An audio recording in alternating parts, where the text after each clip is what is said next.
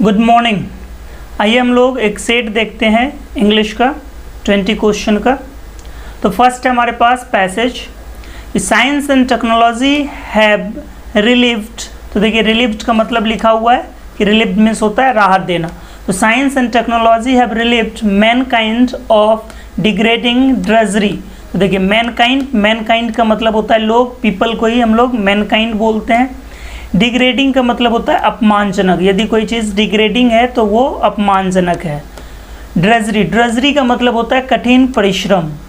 तो ये जो एक कठिन परिश्रम था, लोग बहुत ज़्यादा मेहनत करते थे और तब जाकर थोड़ा बहुत कोई चीज़ हासिल होता था। तो वो क्या है कि साइंस और टेक्नोलॉजी ने उस चीज़ को से हम लोग को क्या किया, रिलीव कर दिया, राहत दे दिया।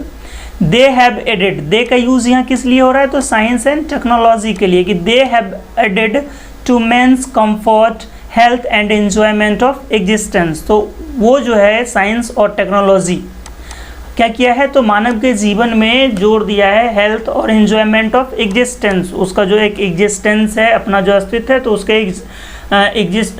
एग्जिस्टेंस के एंजॉयमेंट में कंफर्ट जोड़ दिया है। द एवरेज लाइफ स्पेन मतलब हो गया जिंदगी जितनी दिन आपकी चलती है, स्पेन वो ड्यूरेशन होता है। तो the average life span of a man on earth has been greatly increased. करे कि जो एवरेज लाइफ स्पेन है मैन का वो बहुत ज़्यादा बढ़ गया। Science has added to the dignity and the structure of the individual. देखिए ऊपर साइंस एंड टेक्नोलॉजी दोनों की बात हो रही थी, यहाँ है कि साइंस की बात हो रही थी, इसलिए हैज़ का यूज़ हो गया कि science has added to the dignity. Dignity का मतलब होता है सम्मान, यहाँ पर लिखा हुआ है, ऑलरेडी हमने सारे वर्ड्स लिख दिए हैं। तो dignity and structure to the individual, कि इंडिविजुअल एक आदमी को बोलेंगे तो उसके सम्मान में बहुत कुछ जोड़ दिया। When man is relieved from the battle for physical safety, जब आदमी फिजिकल सेफ्टी के जो लड़ाई है अपना सुरक्षा का, उससे जब आज़ाद हो जाता है, उससे जब उसको राहत होता है, ही बिकम्स अ लिटिल क्रिएटर। तो वो क्या होता है कि अब क्रिएटर बन जाता है, कुछ ना कुछ बनाता है।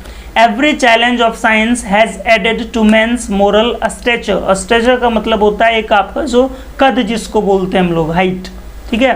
तो एवरी चैलेंज ऑफ साइंस के हर चैलेंज ने ऐड किया है मेंस के मोरल स्टेचर में।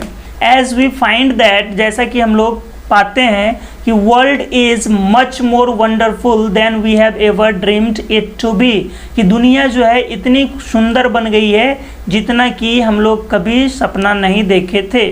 We are led into new fields of awareness, हम लोग जो है अवेयरनेस के नए फील्ड में आए, मतलब एक जागरूकता फैली। न्यू रेंज ऑफ अटेनमेंट, प्राप्ति का, कि बहुत सारा कुछ जो चीज़ें असंभव लग रहा था एक वक्त, अब हम लोग को आसानी से उपलब्ध है। A new realization of destiny, destiny का मतलब भाग्य, भाग्य का एक नया रियलाइजेशन देखने को मिलता है। न्यू नॉलेज इज बोथ, अब ये जो नया नॉलेज हमारे पास आया, ये दोनों चीज़ें, एक चैलेंज भी है, चुनौती भी है, साथ ही साथ एक अवसर भी है। फॉर का यूज जो है यहाँ कंजंक्शन के रूप में ही हुआ है। याद रखेंगे कि फॉर जब प्रीपोजिशन होता है तब फॉर के लिए का मीनिंग देता है, बट फॉर जब कंजंक्शन होता है तब फॉर जो ये हो गया, फॉर क्या, प्रीपोजिशन। बट फॉर का यूज जब आप कंजंक्शन के लिए करेंगे तब फॉर जो है बिकॉज के बराबर सेंस देता है, यानी यह क्योंकि का सेंस देगा। It is not yet known, कि अभी तक ये पता नहीं है कि व्हाट मैन मे बी, कि आदमी क्या हो सकता है। ही मस्ट देयरफॉर, अतः उसे, विदाउट हेस्ट, बिना किसी जल्दीबाजी के, एंड विदाउट रेस्ट, और ना ही बहुत ज़्यादा आराम के, यानी ना जल्दीबाजी करना है ना आराम करना है। Strive to reach the quality of human greatness, strive का मतलब इच्छा रखना, लालसा रखना, तो उसको जो है इच्छा रखना चाहिए, लालसा रखना चाहिए कि वो ह्यूमन ग्रेटनेस तक पहुँचे।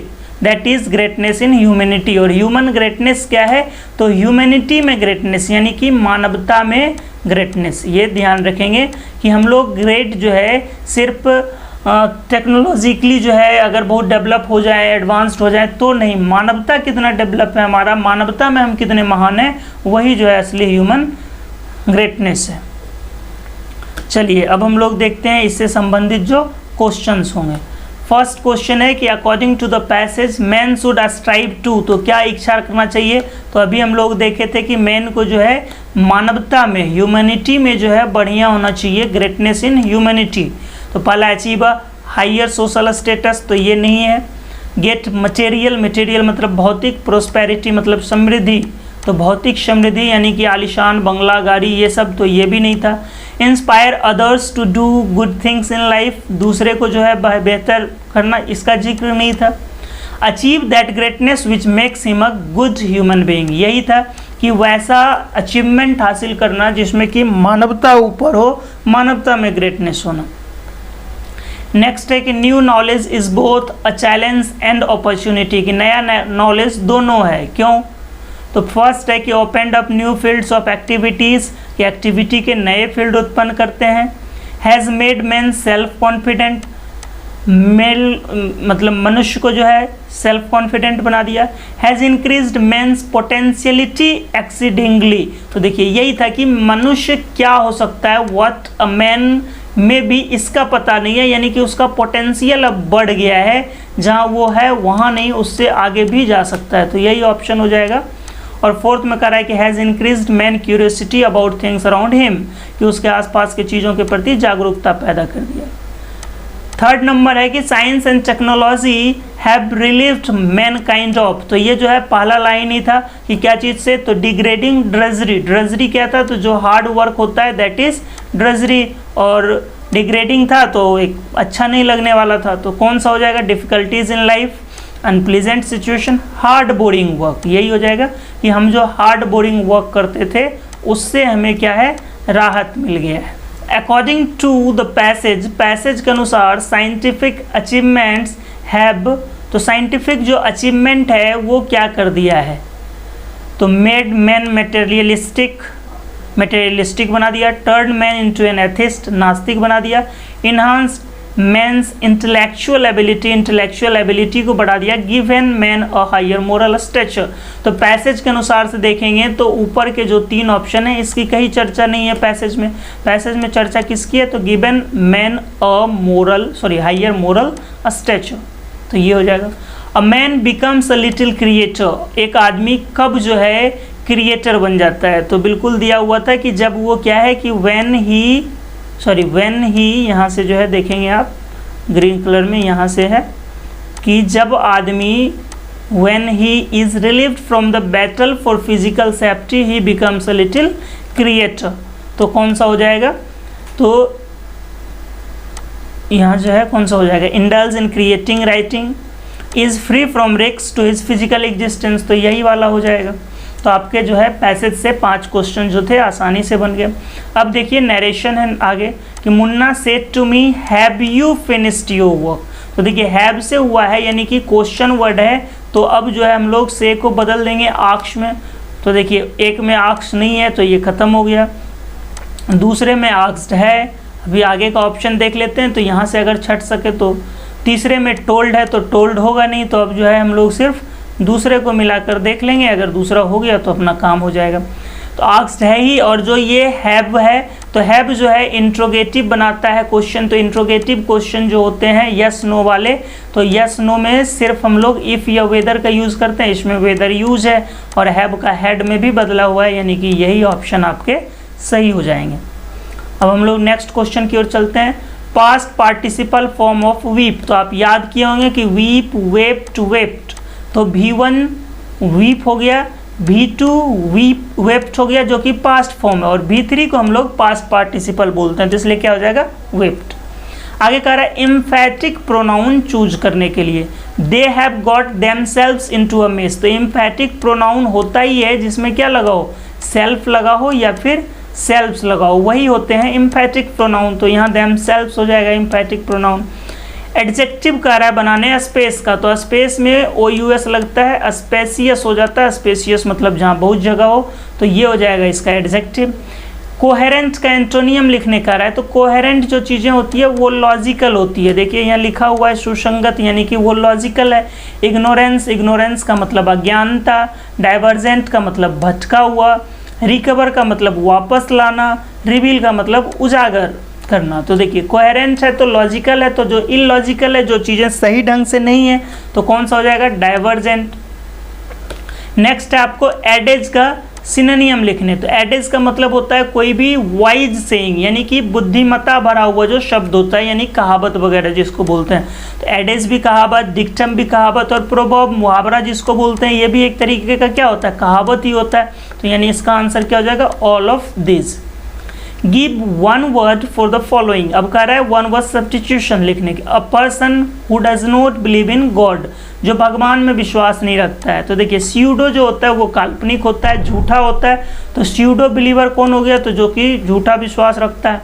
रेसिस्टेंट हो गया किसी भी चीज़ का प्रतिरोध, बिलीवर हो गया मानने वाला, और एथिस्ट हो गया क्या, नास्तिक, जो कि उस चीज़ को नहीं मानता हो, भगवान में विश्वास नहीं रखता हो। तो इसलिए इसका कौन सा हो जाएगा, यही ऑप्शन सही हो जाएगा। आगे कह रहा है फेमिनिन लिखने के लिए गेंडर का, इसको क्या पढ़ते हैं, गेंडर पढ़ते हैं। गेंडर क्या होता है, तो ये एक तरीके से डक होता है ना, बत्तख के तरह ही होता है। तो गेंडर जो है मेल डक होता है, एक तरीके से मेल गुज कह सकते हैं, और फेमिनिन जो है वो गुज होता है। तो यानी कि जेंडर का फेमिनिन क्या हो जाएगा, तो गुज हो जाएगा। जेंडर क्या होता है, तो ये डक होता है। आगे 14 नंबर में देखेंगे चेंज द वॉइस, वॉइस का रहा है बदलने, तो वॉइस में बस वर्ब पे ध्यान देना है कि लुक्स आफ्टर है, यानी कि लुक्स है तो प्रेजेंट में है, तो इज एम आर कुछ ना कुछ लगेगा, प्रेजेंट में यही लगता है, प्लस V3 होना चाहिए। तो is M R plus V3 देखिए इसमें नहीं है, नहीं होगा, इसमें भी नहीं है, नहीं होगा, बस एक ही में है, किसमें, 3 नंबर में। तो इसलिए ऑप्शन क्या हो जाएगा, थर्ड। आगे कह रहा है टू को हटाने, तो रिमूव टू में आप पढ़ते हैं कि टू को हटाने का तरीका पढ़ते हैं। तो देखिए ही इज़ टू फ्रॉड, तो टू फ्रॉड का मतलब हो गया कि ज़रूरत से ज़्यादा फ्रॉड है। तो क्या हो जाएगा, अगर एक तो तरीका होता है कि यहाँ पर हम लोग एडजेक्टिव एडवर्ब लिख के और आगे फिर 2 + V1 लिखते हैं, तो उसको जो है हटा देते हैं सो और दैट की मदद से। बट यहाँ एक ही है, तो टू फ्रॉड, दैट मीन्स हमें वो सेंटेंस ढूंढना है जिसका सेंस हो कि वो ज़रूरत से ज़्यादा फ्रॉड है। तो he is more fraud than other, तो ये है कि दूसरे से तुलना हो रही है, तो ये नहीं होगा, वो सिर्फ उसका हो रहा है कि वो जितना फ्रॉड है उतना होना नहीं चाहिए, ज़रूरत से ज़्यादा है। तो वेरी तो पॉजिटिव वे में होता है, ये ज़्यादा निगेटिव है, तो कौन सा हो जाएगा, third. He is more fraud than it is proper, कि जितना होना चाहिए उससे ज़्यादा है। 16 में कह रहा है असाइनमेंट का करेक्ट स्पेलिंग लिखने, तो आपको पता है कि असाइनमेंट में 2 S होते हैं, तो इसलिए क्या हो जाएगा, ASSIGNMENT, असाइनमेंट। असाइनमेंट आप लोग स्कूल में भी बनाते होंगे। आगे देखिए अब फिल इन द ब्लैंक्स है कि आपको जो है ये ब्लैंक्स फिल करने हैं। तो फर्स्ट है आपके पास कि ही वॉज अफ्रेड टू, वह अफ्रेड था, क्यों अफ्रेड था, तो टू द ट्रूथ, तो यूज क्या होगा कि टेल द ट्रूथ। देखिए ऐसे जनरली जो है स्पीक द ट्रूथ का यूज करते हैं सच्चाई बोलने के लिए, ठीक है, और टेल अ लाई बोलते हैं। बट यहाँ पर चूंकि वो स्पीक है नहीं तो टेल ही हो जाएगा, tell the truth. Her ways, ways का मतलब होता है मेहनताना, और ₹80 हर दिन, तो हर दिन के लिए किसका यूज़ होगा, अ डे का। आप जो है आर्टिकल में पढ़ते हैं कि अ जो है पर का मीनिंग देता है। The work is done in haste, एक फ्रेज हो जाता है। इन हेस्ट का मतलब हो गया क्या, तो हेस्ट हम लोग पीछे भी पढ़े थे, तो इन हेस्ट का मतलब हो जाएगा जल्दीबाजी में। और आगे ही वेंट सी शोर, तो डायरेक्शन बताने के लिए हम लोग डेस्टिनेशन के लिए क्या यूज़ करते हैं, टू का यूज़ करते हैं। डायरेक्शन हो तो टुवार्ड्स, कि उस ओर गया, और वहीं तक डेस्टिनेशन तक जाना हो तो फिर टू का यूज़ होता है। तो इस तरीके से हम लोग जो है 20 क्वेश्चंस का ये सेट देखे। इस क्वेश्चंस को मतलब ये जो सेट देखे आप, ये अलग जगह से लिया गया है, इसके हम अपने होने की दावा बिल्कुल नहीं करते, क्योंकि एज ए टीचर हमारा काम होता है कि जो क्वेश्चन उपलब्ध हैं उसका सॉल्यूशन करवा देना। हम क्वेश्चन बनाने का काम नहीं करते हैं, वो काम जिनका पब्लिकेशन होता है वो करते हैं। तो हम जो है अलग अलग पब्लिकेशन का बुक लेके सिर्फ आपको क्वेश्चन करवा देंगे। तो चलिए धन्यवाद, आज के लिए इतना ही।